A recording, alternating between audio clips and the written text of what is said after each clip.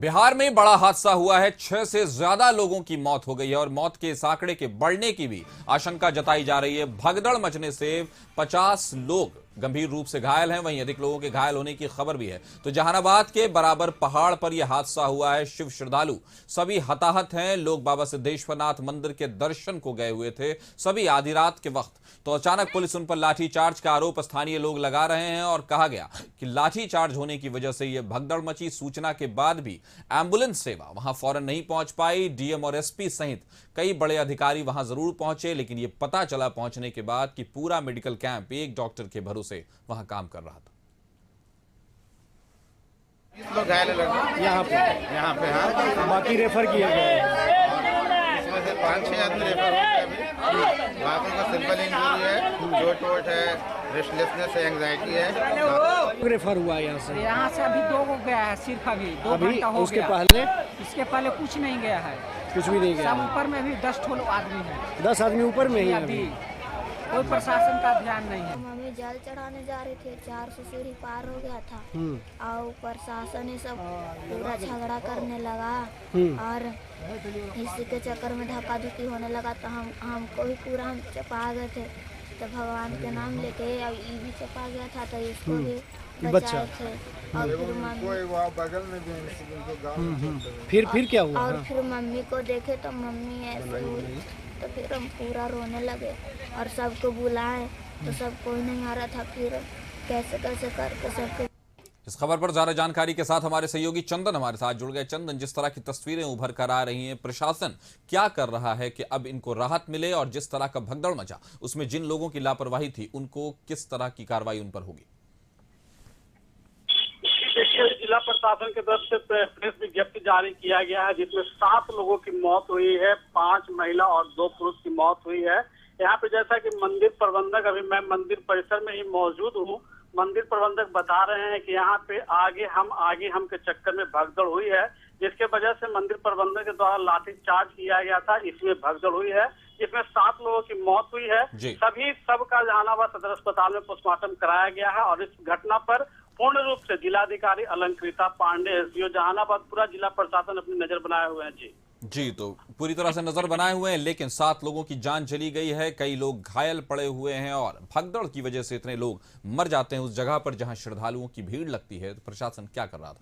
हमारे साथ जुड़ने के लिए चंदन आपका शुक्रिया। खबर पर नजर बनाए रखें। इस खबर पर हमारे साथ हमारे सहयोगी आशुतोष भी जुड़े हुए हैं। आशुतोष, बताएं कि जिस तरह से मौतें हुई हैं, जिस तरह से लोग घायल हैं, प्रशासन ने क्या किया था, किस तरह की व्यवस्था उभर कर सामने आई है? क्या ये सारी पोल नहीं खोल देती है? नहीं, बिल्कुल आरोप यही लग रहे हैं। स्थानीय लोग भी बता रहे हैं कि जिला प्रशासन और पुलिस की मौजूदगी वहां नहीं थी, जिसके कारण स्थिति बहुत ही अलग तरह की हो गई और भगदड़ के कारण कई लोगों की जान चली गई। जो जानकारी मिल रही है उसके मुताबिक ये मंदिर पहाड़ी पर है और जो जगह है वो काफी संकीर्ण जगह है। जो विवाद की मुख्य वजह बताई जा रही है कि जो स्थानीय जो फूल बेचने वाले होते हैं, जो स्थानीय पूजा पाठ के सामान बेचने वाले होते हैं, उनके साथ और श्रद्धालुओं के साथ कुछ झड़प हुई और झड़प इतनी ज्यादा बढ़ गई कि जिसके बाद भगदड़ की नौबत आ गई और उस भगदड़ में कई मौतें हो गई हैं। अभी सबसे लेटेस्ट अपडेट मैं आपको बता दूं कि मुख्यमंत्री नीतीश कुमार ने घटना पर दुख जताया है और 4-4 लाख रुपए मुआवजा की घोषणा भी की है और जो घायल हैं उन्हें उनके जल्द स्वस्थ होने की कामना की है। सरकार की नजर इस पूरे घटनाक्रम पर है और जो घायल हैं उनका समुचित इलाज हो जाए, ये व्यवस्था की जा रही है। और जहां तक पूरे मामले की छानबीन की बात है तो जिला प्रशासन पूरे स्तर पर देख रहा है, लेकिन जेडीयू के मुख्य प्रवक्ता है नीरज कुमार, उनका साफ तौर पर कहना है कि वहां पर पुलिस और प्रशासन के पदाधिकारियों की बिल्कुल तैनाती थी, उनके पास पूरी सूची है और उन्होंने कहा है कि अगर विपक्ष आरोप लगाता है तो उनके पास तैनात किए गए अधिकारियों की सूची है, उन्हें विपक्ष के पास भेज दिया जाएगा। और जिला प्रशासन पूरे स्तर पर अपने तरफ से मॉनिटरिंग कर रहा है। वहां पर पुलिस और प्रशासन की अतिरिक्त टीम जो है वहां पर तैनात कर दी गई है। तो स्वाभाविक है सवाल तो उठेंगे ही, क्योंकि आमतौर पर माना जाता है कि श्रावण के समय जो शिव मंदिर होते हैं वहां पर भीड़ बहुत ज्यादा होती है और इसमें कोई दो राय नहीं है कि ऐसी जगहों के लिए विशेष व्यवस्था की जाती है। तो ये माना जा रहा है कि वहां भी कुछ इसी तरह की व्यवस्था होनी चाहिए थी। लेकिन फिलहाल जो सूचना मिल रही है कि वहां पर कहीं ना कहीं प्रशासनिक चूक थी, लापरवाही थी, जिसके कारण इस तरह की घटना सामने आई है। देखना दिलचस्प होगा कि क्या वाकई दोषियों पर कार्रवाई होती है या नहीं होती है। हालांकि कांग्रेस की तरफ से बात करें तो कांग्रेस के एमएलसी हैं समीर सिंह, उन्होंने कहा है कि तत्काल ऐसे पदाधिकारियों पर कार्रवाई होनी चाहिए जिनकी ड्यूटी लगाई गई थी और उसके बाद हादसा हो गया तो जो दोषी है उन्हें चिन्हित किया जाना चाहिए और उन पर एक्शन लिया जाना चाहिए। जी आशुतोष, एक सवाल लेकिन खड़ा होता है, जैसा कि आपने कहा कि वो जो बराबर जो पहाड़ है उसकी ये जो मंदिर है ये बहुत ही प्रसिद्ध मंदिर है, यहाँ हमेशा ही भीड़ रहती है और सावन में और ज्यादा भीड़ होती है। तो क्या उत्तर प्रदेश में जिस तरह की घटना घटी थी, भगदड़ से लोग मरे थे, क्या उसको देखते हुए बिहार राज्य सरकार को या प्रशासन को कहा जाए तो क्या उसको सबक नहीं लेना चाहिए था?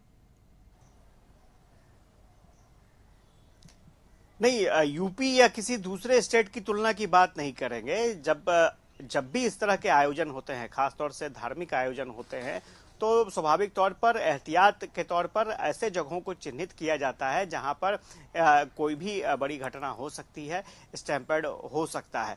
तो उस मंदिर को लेकर के स्वाभाविक है, वहां पर सावन का महीना है और बहुत बड़ी तादाद में हजारों श्रद्धालु जल चढ़ाने के लिए पहुंचते हैं वहां पर। तो इसमें कोई दो राय नहीं है कि वहां पर अतिरिक्त सुरक्षा व्यवस्था होनी चाहिए थी, प्रशासनिक व्यवस्था होनी चाहिए थी।